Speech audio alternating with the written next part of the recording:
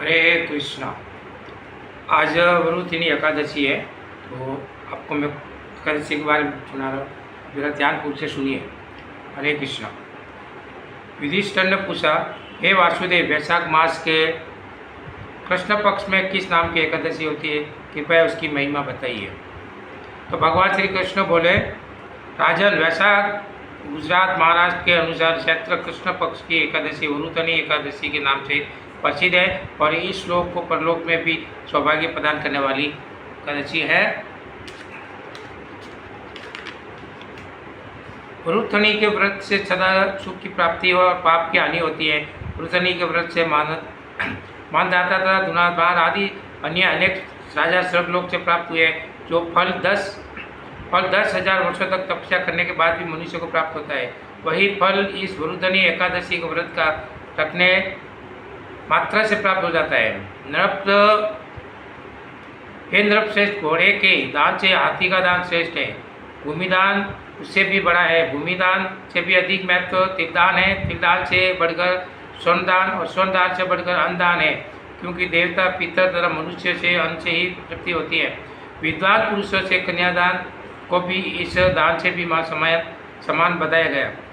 कन्यादान के तुल्य ही गाय का दान है। ये साक्षात भगवान का कथन है। इन सब दानों से भी बड़ा विद्यमान विद्या दान है। मनुष्य वरुथिनी एकादशी का व्रत करके विद्या दान का भी फल प्राप्त कर सकता है।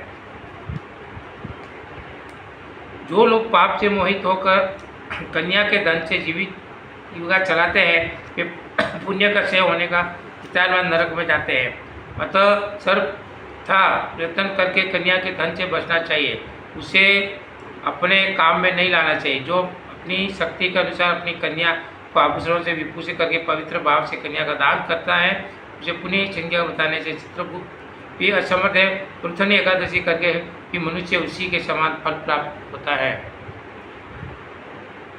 राजन, रात को जागरण करके जो भगवान विष्णु पूजन करते और वे सब पापों से मुक्त हो परम गति को प्राप्त होते हैं। अतः पाप विरु मनुष्य को पूर्ण प्रयत्न करके इस एकादशी का व्रत करना चाहिए। यमराज ने डरने वाला मनुष्य अवश्य वरुथिनी का व्रत करे। राजन, उसके पढ़ने और सुनने से हिस्से गोदान का फल मिलता है और मनुष्य सब पापों से मुक्त होता है। सुनने से सास गोदान का फल मिलता है और उन्हीं से सब पापों से मुक्त होकर विष्णु से प्रतिष्ठित होता है। इसलिए वरुथिनी एकादशी का व्रत करना चाहिए। इससे सब पापों का मुक्त हो जाता है। हरे कृष्ण।